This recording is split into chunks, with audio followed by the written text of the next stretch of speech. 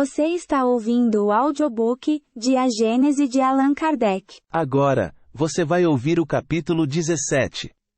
Predições do Evangelho. Ninguém é profeta em sua terra. Item 1. Tendo vindo à sua terra natal, Jesus os instruía nas sinagogas, de sorte que, tomados de espanto, diziam: De onde lhe vieram essa sabedoria e esses milagres? Não é o filho daquele carpinteiro? Não se chama Maria sua mãe, e seus irmãos Tiago, José, Simão e Judas? Suas irmãs não se acham todas entre nós? De onde então lhe vêm todas essas coisas? E assim faziam dele objeto de escândalo. Mas Jesus lhes disse: Um profeta só não é honrado em sua terra e na sua casa. E não fez lá muitos milagres devido à incredulidade deles. São Mateus 13. 54 a 58. Ninguém é profeta em sua terra. Item 2. Por essa forma, Jesus enunciou uma verdade que se tornou proverbial, que é de todos os tempos, e a qual se poderia dar maior amplitude, dizendo que ninguém é profeta em vida. Na linguagem usual, esta máxima se aplica ao crédito de que alguém goza entre os seus, e entre aqueles em cujo seio ele vive, a confiança que lhes inspira a superioridade do saber e da inteligência. Se ela sofre exceções, estas são raras, e em nenhum caso absolutas. O princípio de tal verdade decorre de uma consequência natural da fraqueza humana, e pode explicar-se assim. O hábito de se verem desde a infância, em todas as circunstâncias ordinárias da vida, estabelece entre os homens uma espécie de igualdade material, que, muitas vezes, faz que a maioria deles se negue a reconhecer a superioridade moral de alguém que lhes foi companheiro ou comensal, que saiu do mesmo meio que eles, cujas primeiras fraquezas todos testemunharam. Sofre-lhes o orgulho, por se verem obrigados a reconhecer o ascendente do outro. Quem quer que se eleve acima do nível comum, é sempre alvo do ciúme e da inveja. Os que se sentem incapazes de chegar à altura em que aquele se encontra, esforçam-se por rebaixá-lo, por meio da difamação, da maledicência e da calúnia. E tanto mais forte gritam, quanto menores forem, crendo que se engrandecem e o ofuscam pelo arruído que promovem. Tal foi e será a história da humanidade, enquanto os homens não houverem compreendido a sua natureza espiritual e alargado seu horizonte moral. Semelhante preconceito, portanto, é próprio dos espíritos acanhados e vulgares, que tomam suas personalidades por modelo de todas as virtudes. Por outro lado, toda a gente costuma fazer dos homens apenas conhecidos pelo espírito, um ideal que cresce à medida que os tempos e os lugares se vão distanciando. Eles são como que despojados de todo sinal de humanidade. Parece que não devem ter falado, nem sentido como os demais. Que os seus pensamentos e a linguagem de que usaram hão de ter ressoado constantemente no diapasão da sublimidade, sem se darem conta de que o espírito não poderia permanecer constantemente em estado de tensão e de perpétua superexcitação. No contato diário da vida privada, vê-se a toda hora que o homem material em nada se distingue do vulgo. O homem corpóreo, o que impressiona os sentidos, quase que apaga o homem espiritual, que só impressiona o espírito. De longe, apenas se veem os relâmpagos do gênio. De perto, vêem-se as paradas do espírito. Depois da morte, já não sendo possível nenhuma comparação, somente o homem espiritual subsiste, e tanto maior parece, quanto mais longínqua se torna a lembrança do homem corpóreo. É por isso que aqueles cuja passagem pela terra se assinalou por obras de real valor, são mais apreciados depois de mortos, do que quando vivos. São julgados com mais imparcialidade, porque já tendo desaparecido os invejosos e os ciumentos, cessaram os antagonismos pessoais. A posteridade é um juiz desinteressado que aprecia a obra do espírito, aceitando-a sem entusiasmo cego, se é boa, e rejeitando-a sem rancor, se é má, sem levar em conta a individualidade que a produziu. Jesus não podia escapar às consequências deste princípio, inerente à natureza humana, considerando-se que ele vivia num meio pouco esclarecido, e entre homens inteiramente devotados à vida material. Seus compatriotas só viam nele o filho do carpinteiro, o irmão de homens tão ignorantes quanto eles, e assim sendo, não percebiam o que lhe dava superioridade, e o investia do direito de o censurar. Verificando então que a sua palavra tinha menos autoridade sobre os seus, que o desprezavam, do que sobre os estranhos, preferiu ir pregar para os que o escutavam, e aos quais inspirava simpatia. Pode-se fazer ideia dos sentimentos que nutriam para com ele os que lhe eram aparentados, pelo fato de que seus próprios irmãos, acompanhados de sua mãe, foram a uma reunião onde ele se encontrava, para dele se apoderarem, dizendo que perdera o juízo. São Marcos 3. 20 e 21. 31 a 35. O Evangelho segundo o Espiritismo, capítulo 14. Assim, de um lado, os sacerdotes e os fariseus acusavam a Jesus de agir em nome do demônio. De outro, era taxado de louco pelos seus parentes mais próximos. Não é o que sucede atualmente com relação aos espíritas? E deverão estes se queixar de que os seus concidadãos não os tratem melhor do que os de Jesus o tratavam. O que há de estranhável é que, no século XIX e no seio de nações civilizadas, se dê o que, há 2000 anos, nada tinha de espantoso, por parte de um povo ignorante.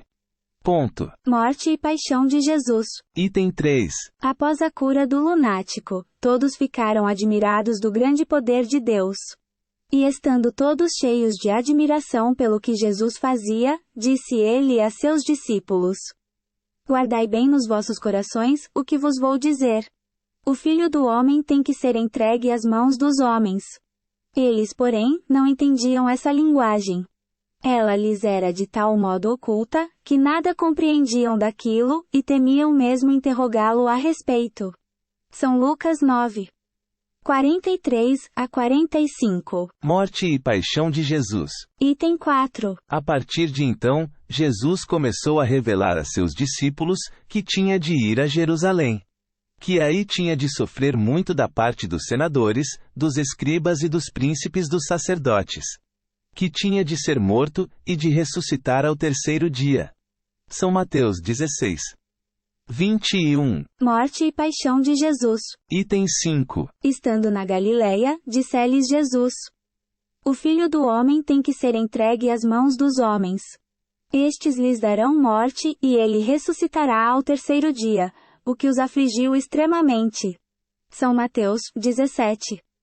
22 e 23. Morte e paixão de Jesus. Item 6. Ora, indo Jesus a Jerusalém, chamou à parte seus 12 discípulos e lhes disse: Vamos para Jerusalém, e o Filho do Homem será entregue aos príncipes dos sacerdotes e aos escribas, que o condenarão à morte, e o entregarão aos gentios, a fim de que o tratem com zombarias, o açoitem e crucifiquem. E ele ressuscitará ao terceiro dia. São Mateus 20. 17 a 19. Morte e paixão de Jesus. Item 7. Em seguida, tomando à parte os 12 apóstolos, disse-lhes Jesus: Eis que vamos a Jerusalém, e tudo o que os profetas escreveram acerca do Filho do Homem vai cumprir, se, porquanto ele será entregue aos gentios, zombarão dele, açoitá-lo-ão, e lhe escarrarão no rosto. Depois que o tiverem açoitado, matá-lo-ão, e ele ressuscitará ao terceiro dia. Mas eles nada compreenderam de tudo isso. Aquela linguagem lhes era oculta, e não entendiam o que ele lhes dizia. São Lucas 18. 31 a 34. Morte e paixão de Jesus. Item 8. Ora, tendo concluído todos esses discursos, Jesus disse a seus discípulos: Sabeis que a Páscoa se fará daqui a 2 dias, e que o Filho do Homem será entregue para ser crucificado. Ao mesmo tempo, os príncipes dos sacerdotes e os anciãos do povo se reuniram na corte do sumo sacerdote chamado Caifás, e entraram a consultar-se mutuamente, à procura de um meio de se apoderarem habilmente de Jesus e de fazê-lo morrer. Diziam: É absolutamente necessário que não seja durante a festa, para que não se levante qualquer tumulto no seio do povo. São Mateus 26. 1 a 5. Morte e paixão de Jesus. Item 9. No mesmo dia, alguns fariseus vieram dizer-lhe: Vai-te, sai deste lugar, pois Herodes quer dar-te a morte. Ele respondeu: Ide dizer a essa raposa: Ainda tenho que expulsar os demônios, e restituir a saúde aos doentes, hoje e amanhã. No terceiro dia, serei consumado. São Lucas 13. 31 e 32. Perseguição aos apóstolos. Item 10. Guardai-vos dos homens, porquanto eles vos farão comparecer nas suas assembléias, e vos farão açoitar nas suas sinagogas. E sereis apresentados por minha causa, aos governadores e aos reis, para lhes servir de testemunhas, bem como às nações. São Mateus 10. 17 e 18. Perseguição aos apóstolos. Item 11. Eles vos expulsarão das sinagogas, e vem o tempo em que aquele que vos fizer morrer, julgará fazer coisa agradável a Deus. Tratar-vos-ão desse modo, porque não conhecem nem a meu Pai, nem a mim. Ora, digo-vos estas coisas, a fim de que, quando houver chegado o tempo, vos lembreis de que eu vos-las disse. São João 16. 1 a 4. Perseguição aos apóstolos. Item 12. Sereis traídos e entregues aos magistrados por vossos pais e vossas mães, por vossos irmãos, por vossos parentes, por vossos amigos, e darão morte a muitos de vós. Sereis odiados de toda a gente por causa de meu nome. Entretanto, não se perderá um só cabelo de vossa cabeça. Pela vossa paciência, é que possuireis vossas almas.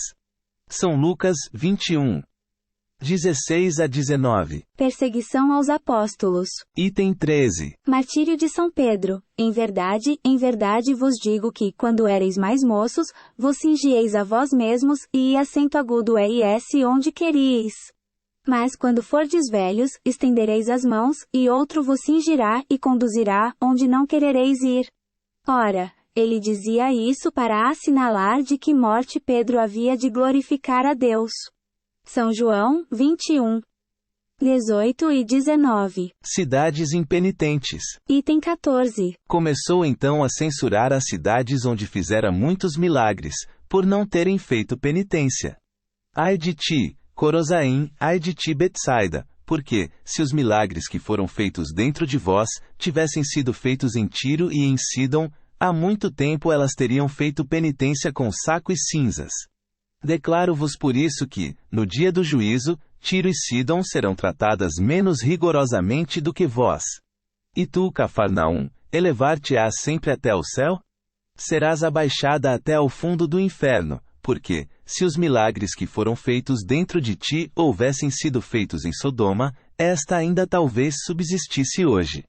Declaro-te por isso que, no dia do julgamento, a cidade de Sodoma será tratada menos rigorosamente do que tu. São Mateus 11. 20 a 24. Ruína do Templo e de Jerusalém. Item 15. Quando Jesus saiu do templo para ir-se embora, seus discípulos se acercaram dele para lhe fazerem notar a estrutura e a grandeza daquele edifício. Ele, porém, lhes disse: Vedes todas estas construções? Digo-vos em verdade que serão de tal maneira destruídas, que não ficará pedra sobre pedra. São Mateus 24. 1 e 2. Ruína do Templo e de Jerusalém. Item 16. Em seguida, tendo chegado perto de Jerusalém, contemplando a cidade, ele chorou por ela, dizendo: Ah! Se ao menos neste dia que ainda te é concedido, reconhecesses aquele que te pode proporcionar paz. Mas agora tudo isto se acha oculto aos teus olhos. Tempo virá, pois, para ti, desventurada, em que teus inimigos te cercarão de trincheiras, te encerrarão e apertarão de todos os lados. Em que te deitarão por terra, a ti e aos teus filhos que estão dentro de ti, e não te deixarão pedra sobre pedra, porque não reconheceste o tempo em que Deus te visitou. São Lucas 19. 41 a 44. Ruína do Templo e de Jerusalém. Item 17. Entretanto, é preciso que eu continue a andar hoje, e amanhã, e o dia seguinte, porque é necessário que nenhum profeta sofra morte em outra parte, que não em Jerusalém. Jerusalém, Jerusalém, que matas os profetas, e apedrejas os que te são enviados, quantas vezes eu quis reunir teus filhos, como uma galinha reúne os pintinhos sob as asas, e não o quiseste. Aproxima-se o tempo em que vossa casa ficará deserta. Ora eu, em verdade, vos digo que doravante não me tornareis a ver, até que digais: bendito seja o que vem em nome do Senhor. São Lucas 13. 33 a 35. Ruína do templo e de Jerusalém. Item 18. Quando virdes um exército cercando Jerusalém, sabei que está próxima a sua destruição. Fujam para as montanhas os que estiverem na Judéia, retirem-se os que estiverem dentro dela, e nela não entrem os que estiverem na região circunvizinha. Porquanto esses dias serão os da vingança, a fim de que se cumpra tudo o que está na Escritura.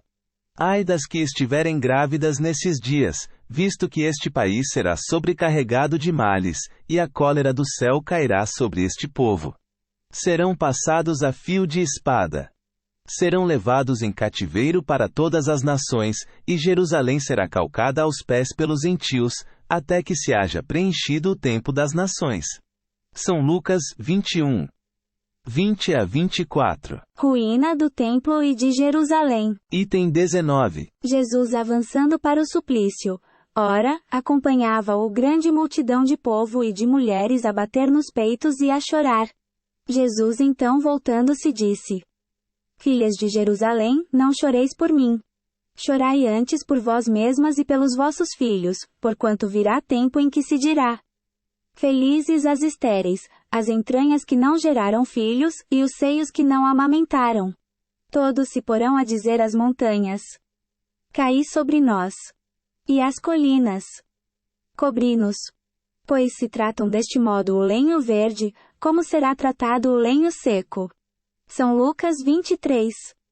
27 a 31. Ruína do templo e de Jerusalém. Item 20. A faculdade de pressentir as coisas futuras é um dos atributos da alma, e se explica pela teoria da presciência. Jesus a possuía, como todos os outros, em grau eminente. Pôde, portanto, prever os acontecimentos que se seguiriam à sua morte, sem que nesse fato haja qualquer coisa de sobrenatural, pois que o vemos reproduzir-se aos nossos olhos, nas mais vulgares condições. Não é raro que indivíduos anunciem com precisão o instante em que morrerão. É que a alma deles, no estado de desprendimento, está como o homem da montanha, capitão. XV item 1. Abarca a estrada a ser percorrida, e lhe vê o termo. Ruína do templo e de Jerusalém. Item 21. Com Jesus, esse fato havia de dar-se em mais alto grau, considerando-se que, tendo ele conhecimento da missão que vinha desempenhar, sabia que a morte no suplício forçosamente seria a sua consequência. A visão espiritual, permanente nele, assim como a penetração do pensamento, haviam de mostrar-lhe as circunstâncias e a época fatal. Pela mesma razão, podia prever a ruína do templo, a de Jerusalém, as desgraças que se iam abater sobre seus habitantes, e a dispersão dos judeus. Maldical contra os fariseus. Item 22. João Batista, vendo muitos fariseus e saduceus que acorriam para ser batizados, ele lhes disse: raça de víboras, quem vos ensinou a fugir da cólera que há de cair sobre vós? Produzi então frutos dignos de penitência. Não penseis em dizer de vós para convosco: temos Abraão por pai, porquanto eu vos declaro que Deus pode fazer que destas próprias pedras nasçam filhos a Abraão. O machado já está posto à raiz das árvores, e toda árvore que não der bons frutos será cortada e lançada ao fogo. São Mateus 3. 7 a 10. Maldical contra os fariseus. Item 23. Ai de vós, escribas e fariseus hipócritas, porque fechais aos homens o reino dos céus. Lá não entrais, e ainda vos opondes a que outros entrem. Ponto de exclamação. E de vós, escribas e fariseus hipócritas, que a pretexto de longas orações, devorais as casas das viúvas. Tereis por isso um julgamento mais rigoroso. Ponto de exclamação. E de vós, escribas e fariseus hipócritas, que percorreis o mar e a terra para fazer um prosélito, e que depois de o haverdes conseguido, o tornais 2 vezes mais digno do inferno do que vós mesmos.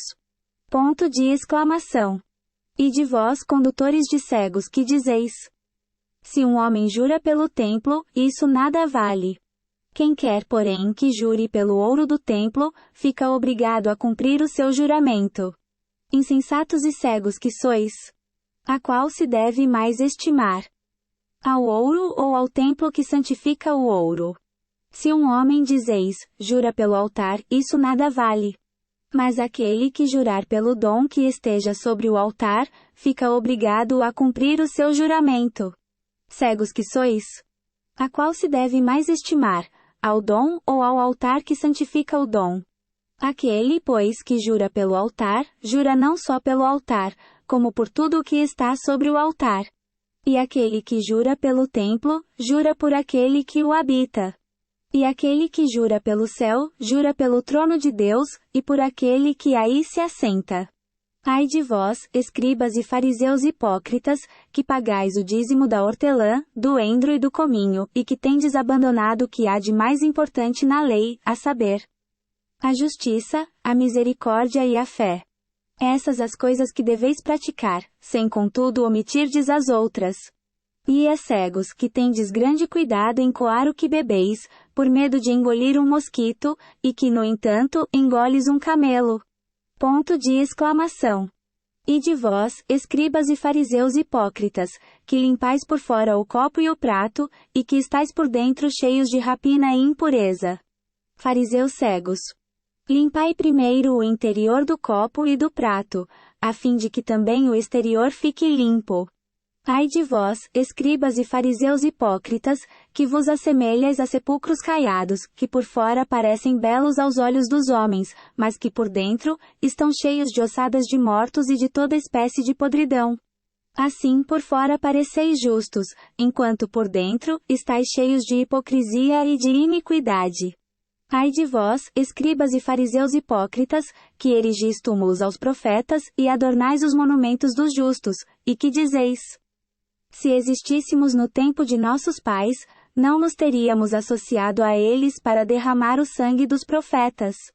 Acabais, pois, assim, de encher a medida de vossos pais.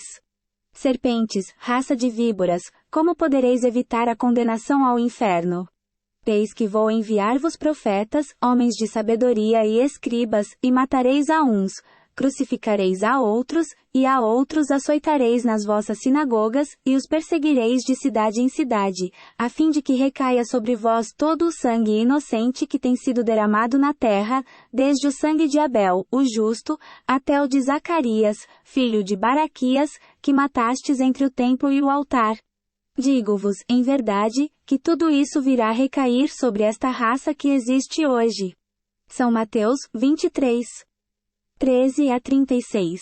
Minhas palavras não passarão. Item 24. Então, aproximando-se dele, seus discípulos lhe disseram: sabes que, ouvindo o que acabaste de dizer, os fariseus se escandalizaram.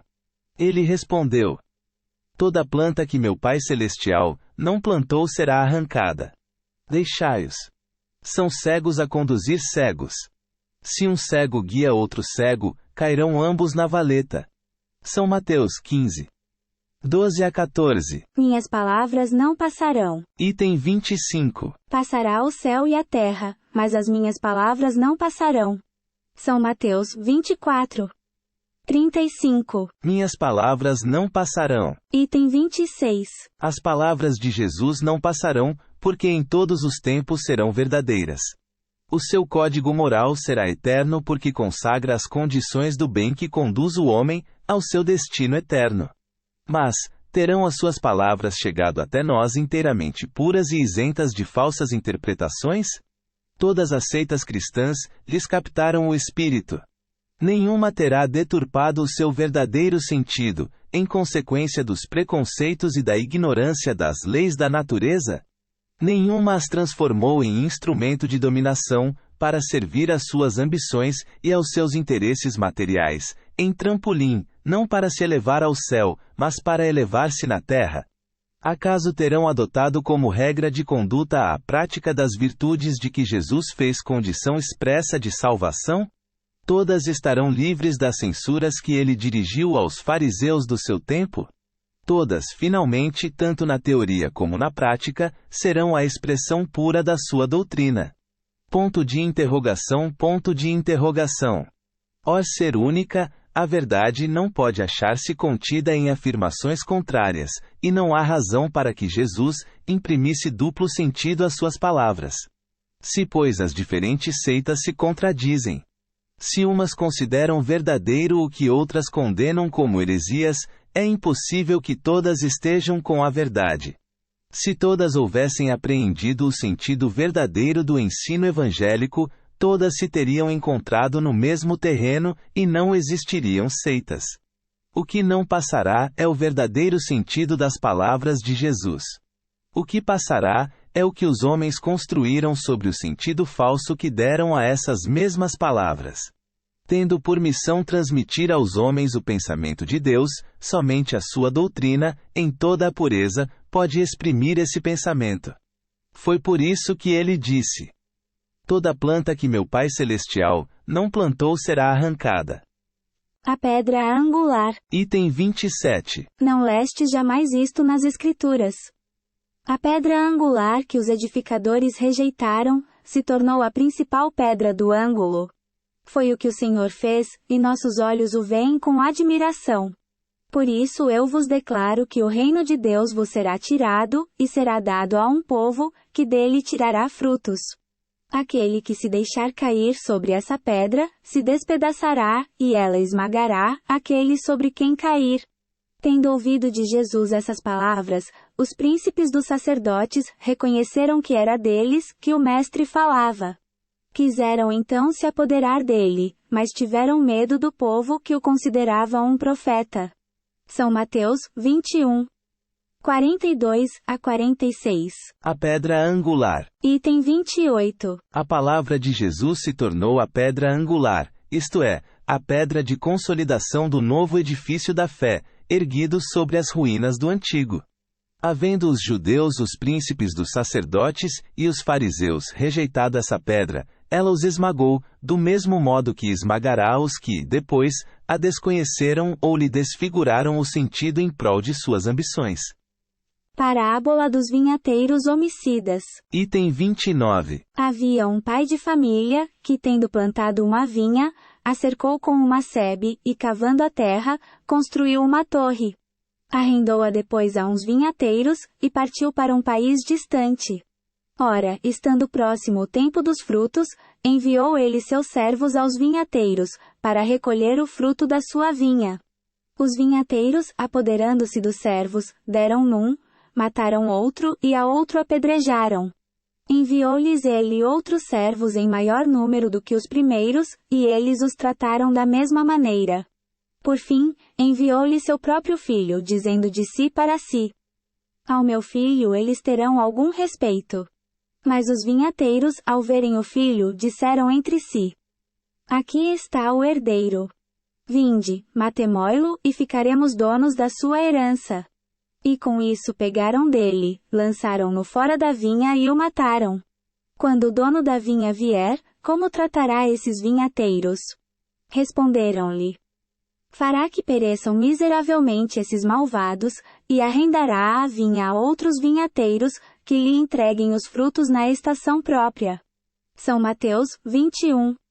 33 a 41. Parábola dos vinhateiros homicidas. Item 30. O pai de família é Deus. A vinha que ele plantou é a lei que estabeleceu. Os vinhateiros a quem arrendou a vinha, são os homens que devem ensinar e praticar a lei. Os servos que enviou aos arrendatários, são os profetas que estes últimos massacraram. Seu filho enviado por último é Jesus, a quem eles igualmente mataram. Como tratará o Senhor os seus mandatários prevaricadores da lei? Tratá-los-á como seus enviados foram por eles tratados, e chamará outros arrendatários, que lhe prestem melhores contas da sua propriedade e do proceder do seu rebanho. Assim aconteceu com os escribas, com os príncipes dos sacerdotes e com os fariseus.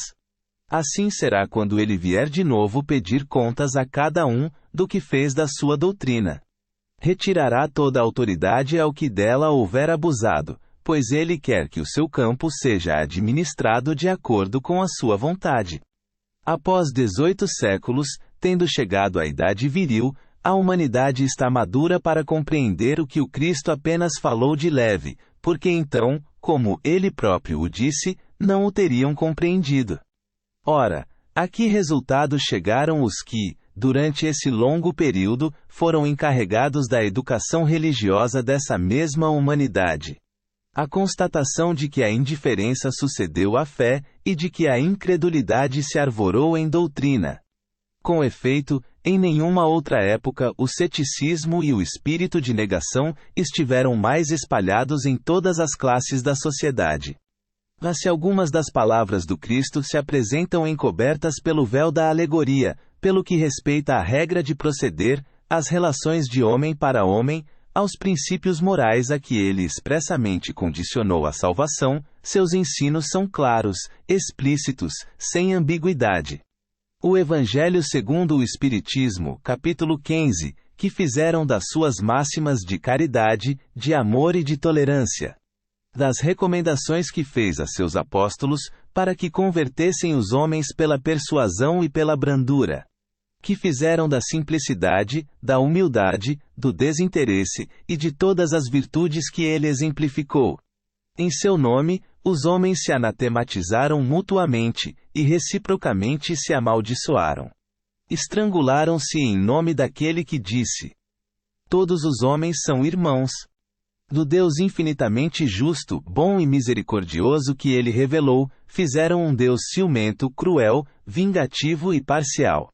Aquele Deus de paz e de verdade, sacrificaram nas fogueiras, pelas torturas e perseguições, muito maior número de vítimas, do que as que em todos os tempos os pagãos sacrificaram aos seus falsos deuses. Venderam as orações e as graças do céu em nome daquele que expulsou os vendilhões do templo, e que disse aos seus discípulos: dai de graça o que de graça recebestes. Que diria o Cristo se vivesse hoje entre nós? Se visse os que se dizem seus representantes a ambicionar as honras, as riquezas, o poder e o fausto dos príncipes do mundo, ao passo que ele, mais rei do que todos os reis da terra, fez a sua entrada em Jerusalém, montado num jumento? Não teria o direito de dizer-lhes: que fizestes dos meus ensinos, vós que incensais o bezerro de ouro, que proferes a maior parte das vossas preces em favor dos ricos, reservando uma parte insignificante para os pobres, apesar de eu haver dito: os primeiros serão os últimos e os últimos serão os primeiros no reino dos céus? Mas se ele não está carnalmente entre nós, está em espírito, e como o Senhor da parábola, virá pedir contas aos seus vinhateiros, quando chegar o tempo da colheita. Ponto. Um só rebanho e um só pastor. Item 31. Tenho ainda outras ovelhas que não são deste aprisco. É preciso que também a essas eu conduza. Elas escutarão a minha voz, e haverá um só rebanho e um só pastor. São João 10. 16. Um só rebanho e um só pastor. Item 32. Por essas palavras, Jesus anuncia claramente que os homens um dia se unirão por uma crença única. Mas como poderá efetuar-se essa união? A tarefa parece difícil, tendo-se em vista as diferenças que existem entre as religiões, os antagonismos que elas alimentam entre seus respectivos adeptos, e a obstinação que manifestam em se acreditarem na posse exclusiva da verdade. Todas querem a unidade, mas cada uma se vangloria de que essa unidade se fará em seu proveito, e nenhuma admite a possibilidade de fazer qualquer concessão às suas crenças.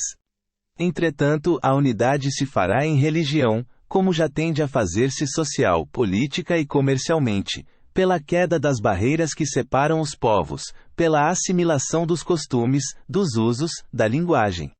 Os povos do mundo inteiro já confraternizam, como os das províncias de um mesmo império. Pressente-se essa unidade, e todos a desejam. Ela se fará pela força das coisas, porque se tornará uma necessidade, a fim de que se estreitem os laços de fraternidade entre as nações.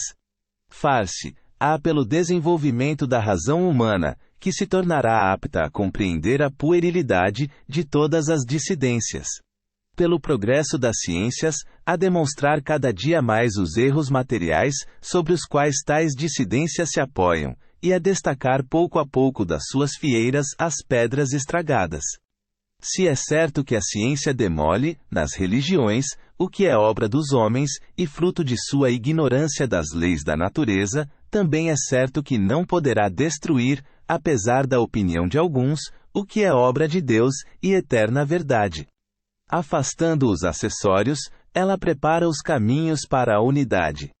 A fim de chegarem à unidade, as religiões terão que se encontrar num terreno neutro, se bem que comum a todas.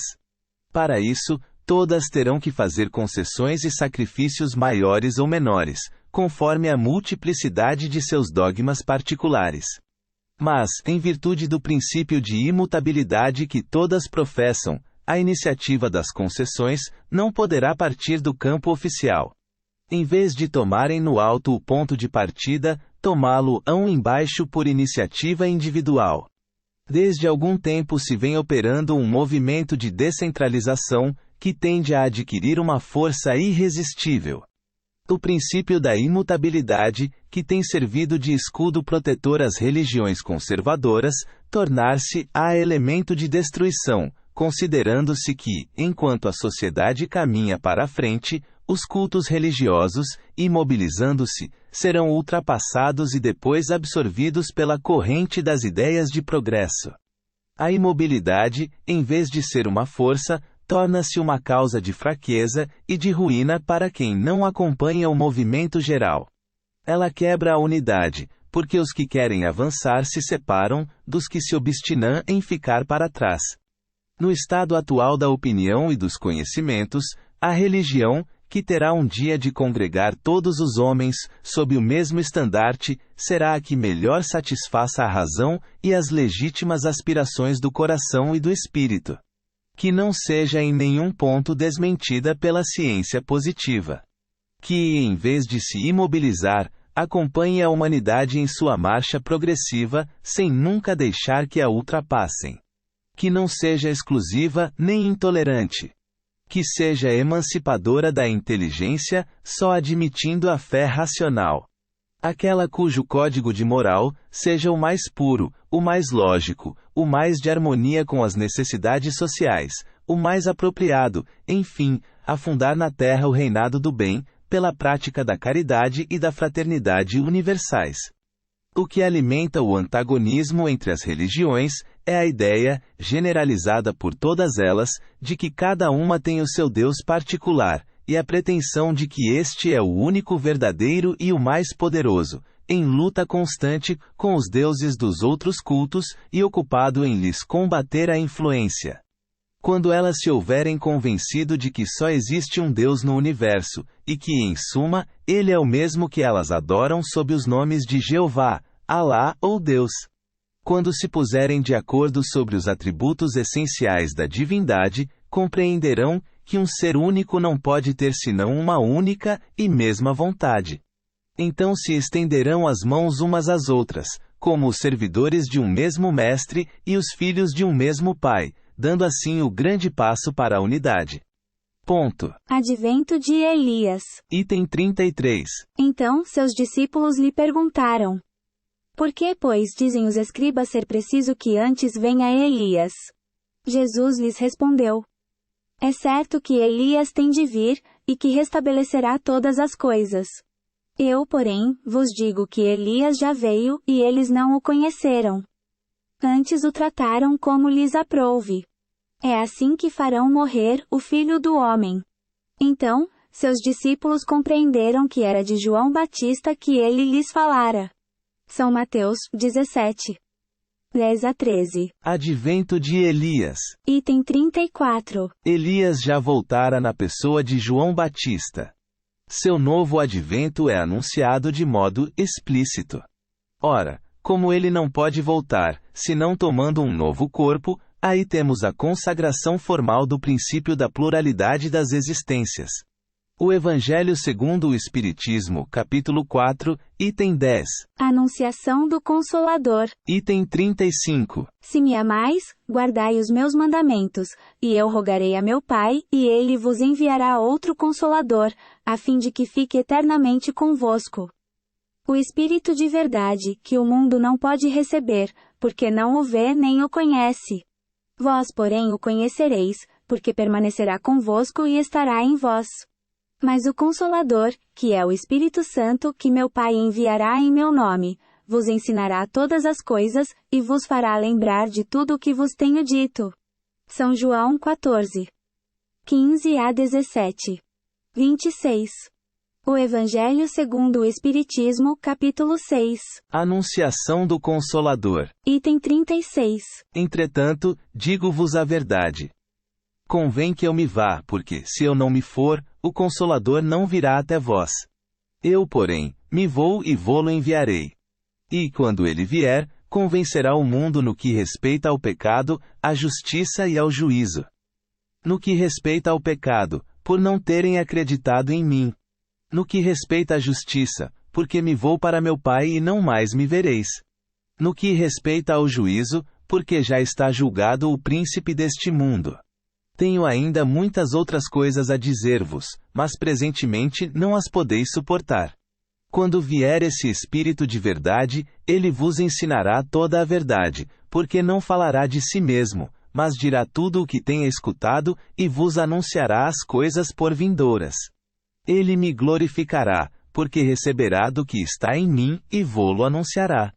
São João 16. 7 a 14. Anunciação do Consolador. Item 37. Esta predição é incontestavelmente uma das mais importantes do ponto de vista religioso, porque comprova, sem qualquer equívoco, que Jesus não disse tudo o que tinha a dizer, visto que não o teriam compreendido nem mesmo seus apóstolos, já que era a eles que o Mestre se dirigia. Se lhes houvesse dado instruções secretas, os evangelhos fariam referência a tais instruções. Ora, desde que ele não disse tudo a seus apóstolos, os sucessores destes não poderão saber mais do que eles com relação ao que foi dito. Possivelmente se terão enganado quanto ao sentido das palavras do Senhor, ou interpretado falsamente os seus pensamentos, muitas vezes velados sob a forma parabólica. As religiões que se fundaram sobre o Evangelho não podem, pois, dizer-se na posse de toda a verdade, visto que Jesus reservou para si a complementação posterior de seus ensinamentos. O princípio da imutabilidade, em que elas se firmam, constitui um desmentindo formal às próprias palavras do Cristo. Sob o nome de Consolador e de Espírito de Verdade, Jesus anunciou a vinda daquele que havia de ensinar todas as coisas e de lembrar o que ele dissera. Logo, não estava completo o seu ensino. Além disso, prevê não só que ficaria esquecido, como também que suas palavras seriam desvirtuadas, uma vez que o Espírito de Verdade viria lembrar tudo o que ele havia dito, e de comum acordo com Elias, restabelecer todas as coisas, isto é, pô-las de acordo com o verdadeiro pensamento de Jesus. Anunciação do Consolador. Item 38. Quando virá esse novo revelador? É evidente que, se na época em que Jesus falava os homens não se achavam em estado de compreender as coisas que lhe restavam dizer, não seria em alguns anos, apenas que poderiam adquirir as luzes necessárias. Para a compreensão de certas partes do Evangelho, à exceção dos preceitos de moral, eram precisos conhecimentos que só o progresso das ciências podia dar e que tinham de ser obra do tempo e de muitas gerações. Se, portanto, o novo Messias tivesse vindo pouco tempo depois do Cristo, teria encontrado o terreno ainda nas mesmas condições, e não poderia fazer mais do que fez Jesus. Ora, desde aquela época até os nossos dias, não se produziu nenhuma grande revelação que haja completado o Evangelho e elucidado suas partes obscuras, indício certo de que o enviado ainda não aparecera.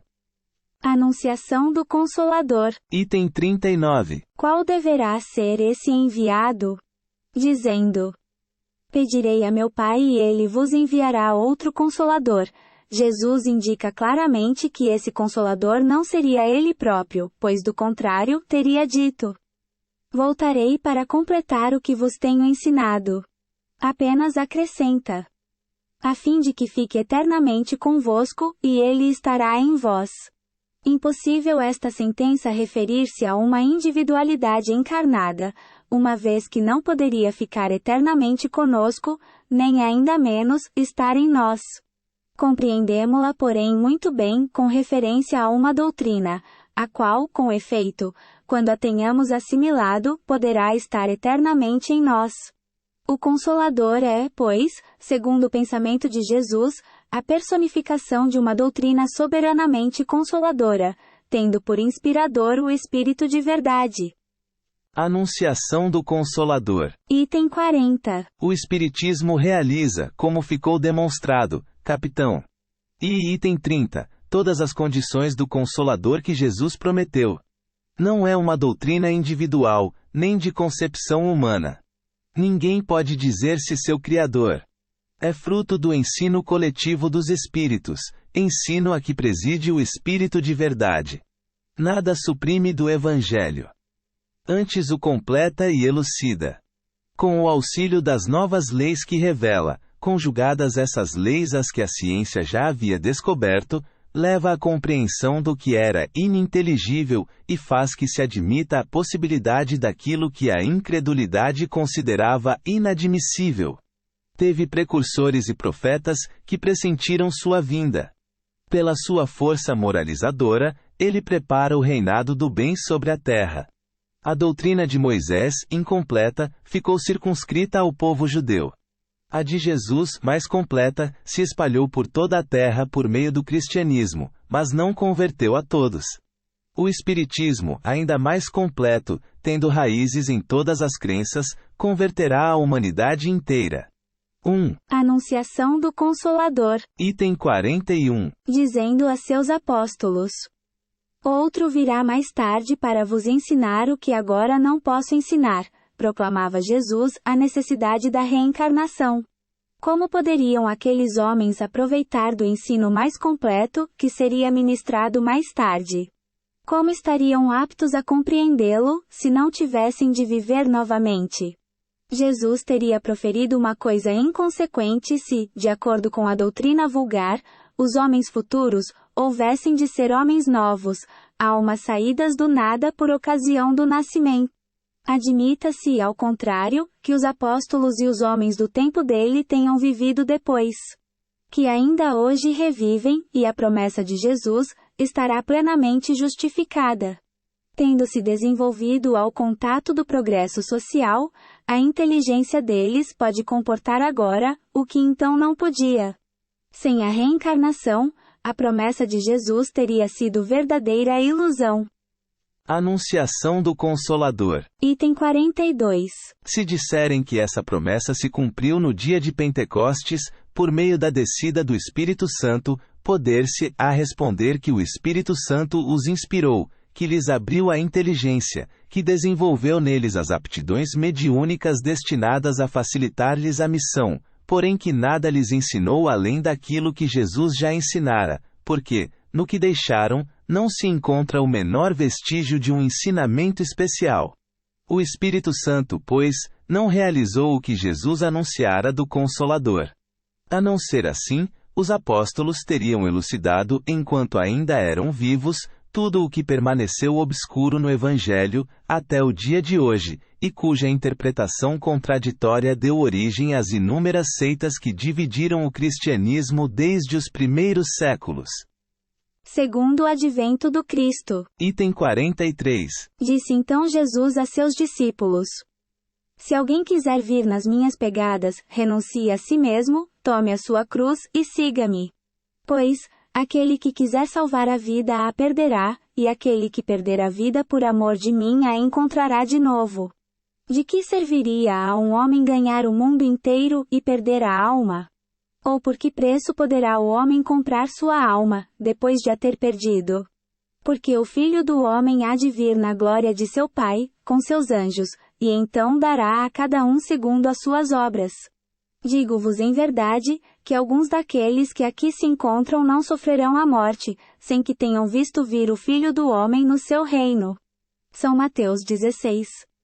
24 a 28. Segundo o advento do Cristo. Item 44. Então, levantando-se do meio da assembleia, o sumo sacerdote interrogou a Jesus desta forma: Nada respondeis ao que estes depõem contra ti? Mas Jesus se conservava em silêncio e não respondeu. Interrogou-o de novo o sumo sacerdote: És o Cristo, o Filho de Deus para sempre bendito? Jesus lhe respondeu: Eu o sou, e vereis um dia o Filho do Homem assentado à direita da majestade de Deus, e vindo sobre as nuvens do céu. Logo o sumo sacerdote, rasgando as vestes, lhe diz: Que necessidade temos de mais testemunhas? São Marcos 14. 60 a 63. Segundo o advento do Cristo. Item 45. Jesus anuncia o seu segundo advento, mas não diz que voltará à terra com um corpo carnal, nem que personificará o Consolador. Apresenta-se como tendo de vir em espírito, na glória de seu Pai, para julgar o mérito e o demérito, e dar a cada um segundo as suas obras, quando os tempos forem chegados. Estas palavras: Alguns dos que aqui estão, não sofrerão a morte sem terem visto vir o Filho do Homem no seu reinado, parecem encerrar uma contradição, pois é incontestável que ele não veio durante a vida de nenhum daqueles que estavam presentes. Jesus, entretanto, não podia enganar-se numa previsão daquela natureza, principalmente com relação a uma coisa contemporânea, e que lhe dizia respeito de modo pessoal. Deve-se indagar, em primeiro lugar, se suas palavras foram sempre reproduzidas fielmente. É de duvidar-se, considerando-se que ele nada escreveu, que elas só foram registradas depois de sua morte, que cada evangelista redigiu o mesmo discurso em termos diferentes, o que constitui prova evidente de que aquelas expressões não são textualmente as de que se serviu Jesus.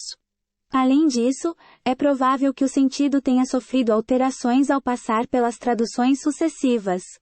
Por outro lado, é fora de dúvida que se Jesus houvesse dito tudo o que pudera dizer, ele se teria expressado sobre todas as coisas de modo claro e preciso, sem dar lugar a qualquer equívoco, conforme o fez com relação aos princípios de moral, ao passo que foi obrigado a velar o seu pensamento sobre os assuntos que não julgou conveniente aprofundar.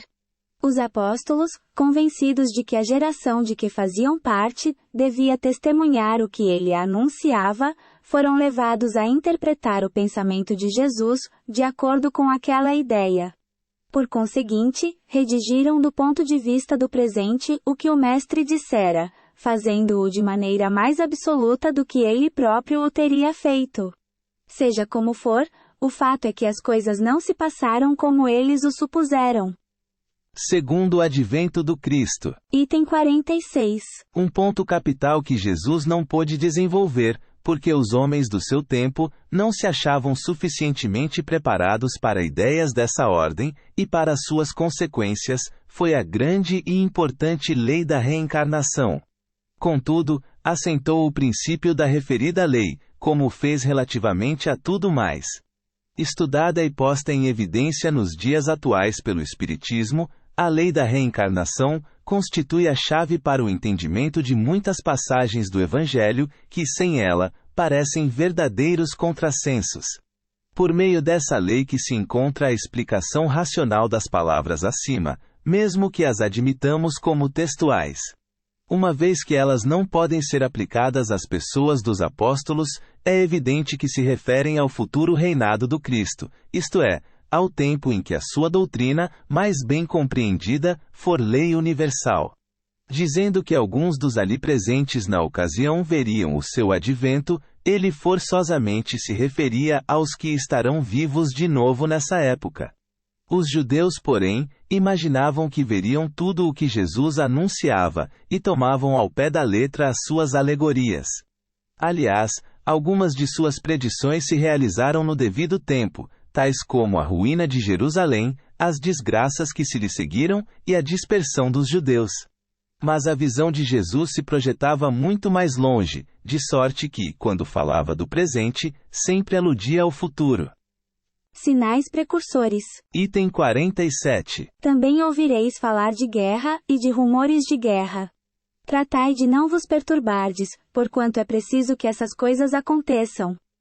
Mas ainda não será o fim, pois se verá povo, levantar-se contra povo e reino contra reino. E haverá pestes, fomes e tremores de terra em diversos lugares. Todas essas coisas serão apenas o começo das dores. São Mateus 24. 6-8. Sinais precursores. Item 48. Então, o irmão entregará o irmão para ser morto. Os filhos se levantarão contra seus pais e suas mães, e os farão morrer. Sereis odiados de toda a gente por causa do meu nome. Mas aquele que perseverar até o fim, será salvo. São Marcos 13. 12 e 13. Sinais precursores. Item 49. Quando virdes que a abominação da desolação, que foi predita pelo profeta Daniel, está no lugar santo, que aquele que lê, entenda bem o que lê. Fujam então para as montanhas, os que estiverem na Judéia. 2. Não desça aquele que estiver no telhado, para levar de sua casa qualquer coisa. E não volte para apanhar suas roupas, aquele que estiver no campo.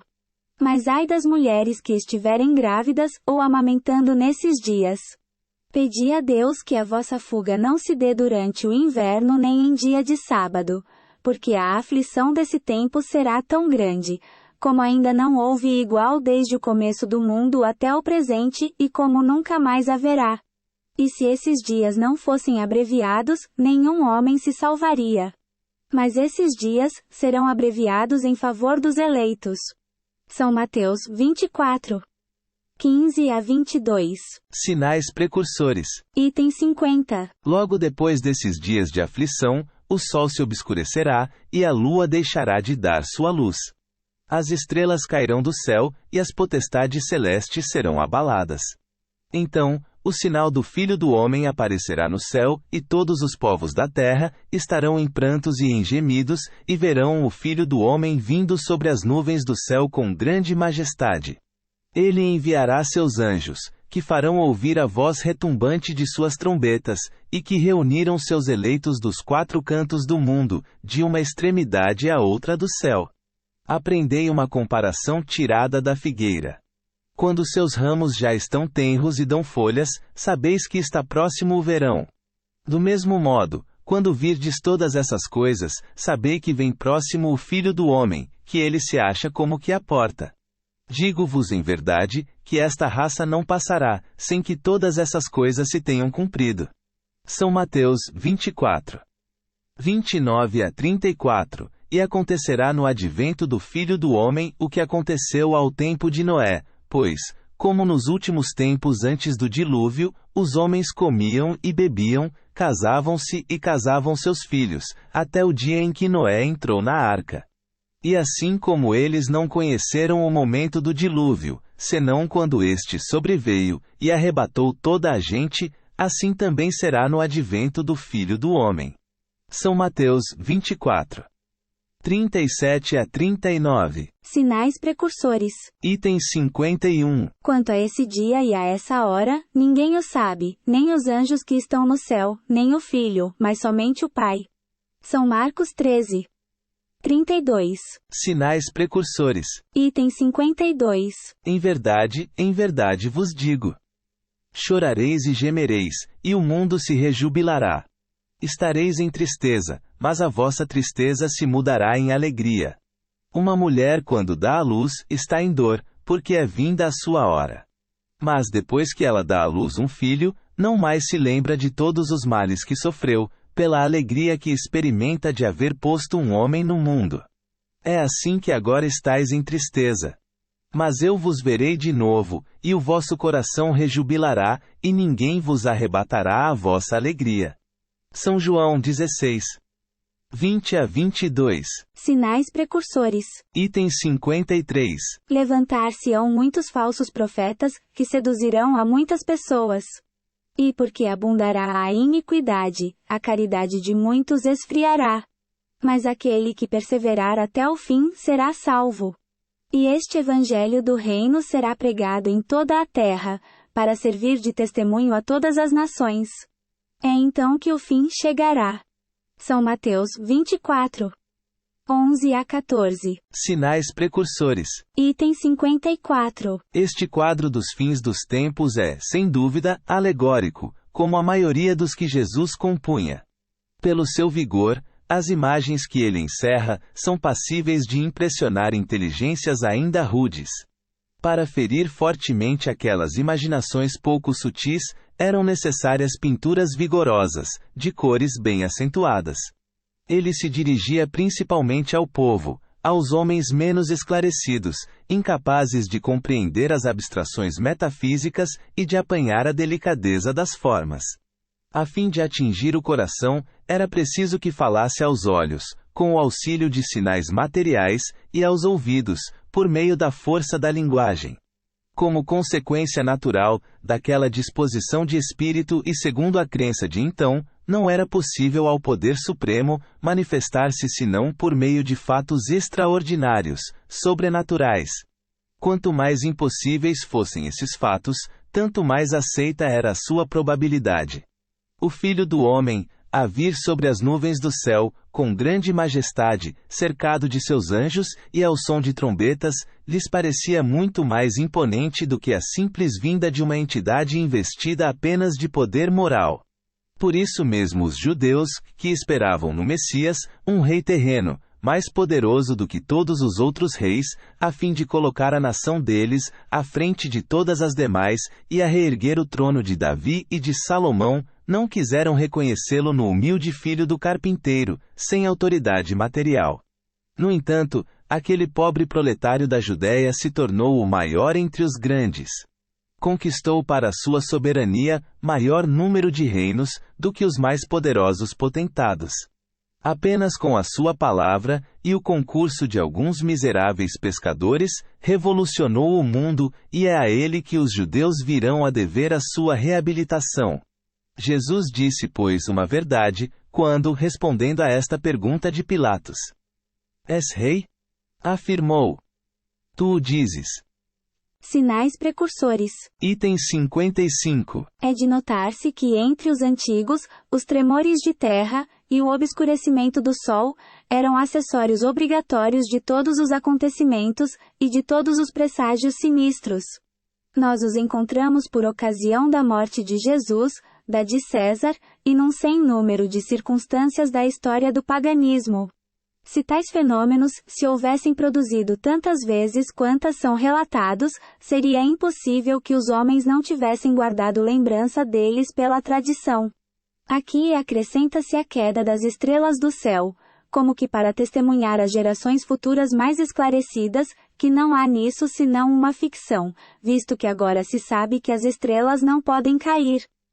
Sinais precursores. Item 56. Entretanto, há grandes verdades a se ocultarem sob essas alegorias. Há primeiramente, a predição das calamidades de todo gênero que assolarão e dizimarão a humanidade, decorrentes da luta suprema entre o bem e o mal, a fé e a incredulidade, as ideias progressistas e as ideias retrógradas. Em segundo lugar, a da difusão por toda a terra, do Evangelho restaurado na sua pureza primitiva. Depois, a do reinado do bem, que será o da paz e da fraternidade universais, que resultará do código de moral evangélica, posto em prática por todos os povos. Será verdadeiramente o reino de Jesus, pois que ele presidirá a sua implantação, passando os homens a viver sob a égide da sua lei. Será o reinado da felicidade, visto dizer ele, que, depois dos dias de aflição, virão os de alegria. Sinais precursores. Item 57. Quando se darão tais coisas? Ninguém o sabe. Sinais precursores. Item 58. Será que, predizendo a sua segunda vinda, era o fim do mundo o que Jesus anunciava, ao dizer: Quando o Evangelho for pregado por toda a terra, então é que virá o fim. Não é racional supor-se que Deus destrua o mundo, justamente no momento em que ele entre no caminho do progresso moral, pela prática dos ensinos evangélicos. Nada, aliás, nas palavras do Cristo, indica uma destruição universal que em tais condições, não se justificaria. Devendo a prática geral do Evangelho determinar grande melhora no estado moral dos homens, ela por isso mesmo, trará o reinado do bem, e acarretará a queda do mal.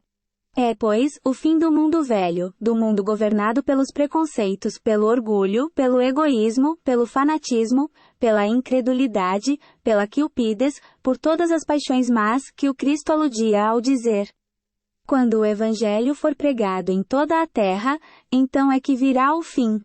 Mas, para chegar, esse fim ocasionaria uma luta, e é dessa luta que sobrevirão os males por ele previstos. Vossos filhos e vossas filhas profetizarão. Item 59. Nos últimos tempos, diz o Senhor, derramarei do meu espírito sobre toda a carne. Vossos filhos e vossas filhas profetizarão, vossos jovens terão visões e vossos velhos sonharão. Nesses dias, derramarei do meu espírito sobre os meus servidores e servidoras, e eles profetizarão. Atos 2. 17 e 18. Joel 2. 28 e 29. Vossos filhos e vossas filhas profetizarão. Item 60. Se considerarmos o estado atual do mundo físico e do mundo moral, as tendências, aspirações e pressentimentos das massas, a decadência das velhas ideias que em vão se debatem há um século contra as ideias novas, não poderemos duvidar de que uma nova ordem de coisas se prepara e que o mundo velho chega a seu termo. Se agora, levando em conta a forma alegórica de alguns quadros, e perscrutando o sentido profundo das palavras de Jesus, compararmos a situação atual com os tempos descritos pelo Mestre, como assinaladores da era da renovação, não poderemos deixar de convir, em que muitas das suas predições estão presentemente se realizando, e daí a conclusão de que atingimos os tempos anunciados, o que confirmam, em todos os pontos do globo, os espíritos que se manifestam. Vossos filhos e vossas filhas profetizarão. Item 61. Como vimos, capitão. E item 32. Coincidindo com outras circunstâncias, o advento do Espiritismo realiza uma das mais importantes predições de Jesus, pela influência que ele forçosamente deve exercer sobre as ideias. Ele se encontra, além disso, claramente anunciado nos Atos dos Apóstolos. Nos últimos tempos, diz o Senhor, derramarei do meu espírito sobre toda a carne. Vossos filhos e filhas profetizarão. A predição inequívoca da vulgarização da mediunidade, que presentemente se revela em indivíduos de todas as idades, de ambos os sexos, e de todas as condições. Por conseguinte, a predição da manifestação universal dos espíritos, porquanto, sem os espíritos não haveria médiuns. Isso, conforme está dito, acontecerá nos últimos tempos. Ora, visto que não chegamos ao fim do mundo, mas ao contrário, à época da sua regeneração, devemos entender aquelas palavras como indicativas dos últimos tempos do mundo moral que chega a seu termo. O Evangelho segundo o Espiritismo, capítulo 21. Juízo final. Item 62. Ora, quando o Filho do Homem vier em sua majestade, acompanhado de todos os anjos, assentar-se-á no trono de sua glória. E reunidas à sua frente todas as nações, ele separará uns dos outros, como um pastor separa as ovelhas dos bodes, e colocará à sua direita as ovelhas e à sua esquerda os bodes. Então, dirá o rei aos que estiverem à sua direita: Vinde a mim, benditos de meu Pai. Colchete que fecha ponto. São Mateus, 25. 31 a 46. O Evangelho segundo o Espiritismo, capítulo 15. Juízo final. Item 63. Tendo o bem que reinar na terra, é preciso que dela sejam excluídos os espíritos endurecidos no mal, e que possam trazer-lhe perturbações. Deus permitiu que eles aí permanecessem o tempo necessário para se melhorarem. Mas chegado o momento em que, pelo progresso moral de seus habitantes, o globo terráqueo tende a ascender na hierarquia dos mundos, ele será interdito, como morada, a encarnados e desencarnados que não hajam aproveitado os ensinamentos que uns e outros se achavam em condições de aí receber. Serão exilados para mundos inferiores, como outrora o foram para a terra os da raça adâmica, vindo substituí-los espíritos melhores. Essa separação, a que Jesus presidirá, é que se acha figurada por estas palavras sobre o juízo final. Os bons passarão à minha direita, e os maus à minha esquerda.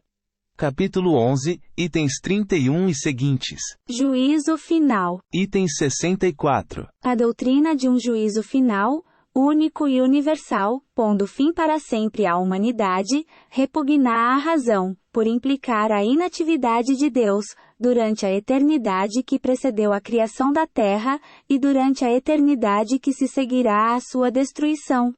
Que utilidade teriam então o Sol, a Lua e as estrelas que, segundo Gênesis, foram feitos para iluminar o mundo? Causa espanto que uma obra tão imensa se tenha produzido para tão pouco tempo, e em benefício de seres votados, em sua maioria, aos suplícios eternos.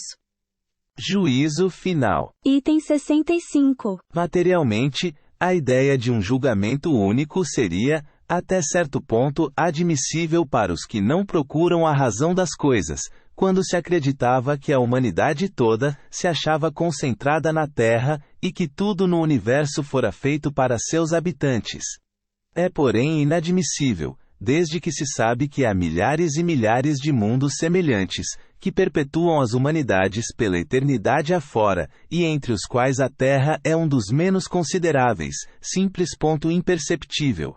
Só por este fato, vê-se que Jesus tinha razão de declarar a seus discípulos: há muitas coisas que não vos posso dizer, porque não as compreenderíeis, visto que o progresso das ciências era indispensável para uma interpretação legítima de algumas de suas palavras.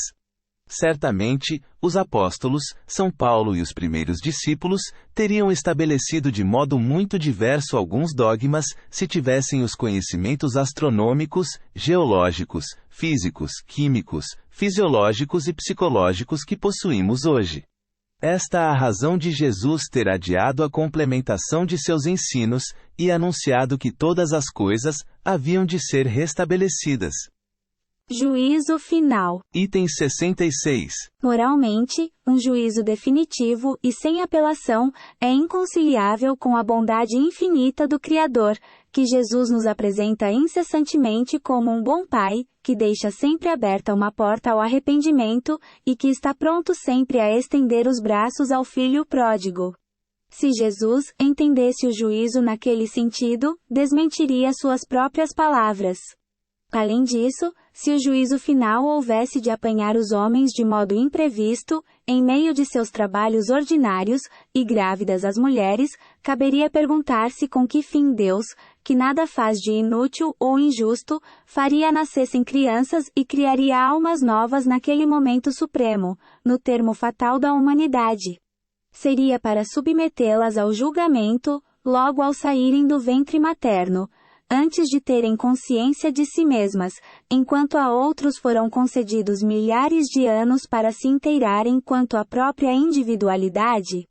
Para que lado, direito ou esquerdo, iriam essas almas, que ainda não são nem boas nem más, e para as quais, no entanto, encontram-se fechados todos os caminhos de ulterior progresso, visto que a humanidade não mais existiria? Capítulo 2, item 19. Conservem semelhantes crenças quem com elas se contentam. Estão no seu direito, e ninguém nada tem a ver com isso. Mas não se aborreçam se nem todo mundo concorda com elas. Juízo final. Item 67. O juízo pelo processo da emigração, conforme ficou explicado no item 63, é racional. Funda-se na mais rigorosa justiça, visto que conserva para o espírito, eternamente, o seu livre-arbítrio. Não constitui privilégio para ninguém.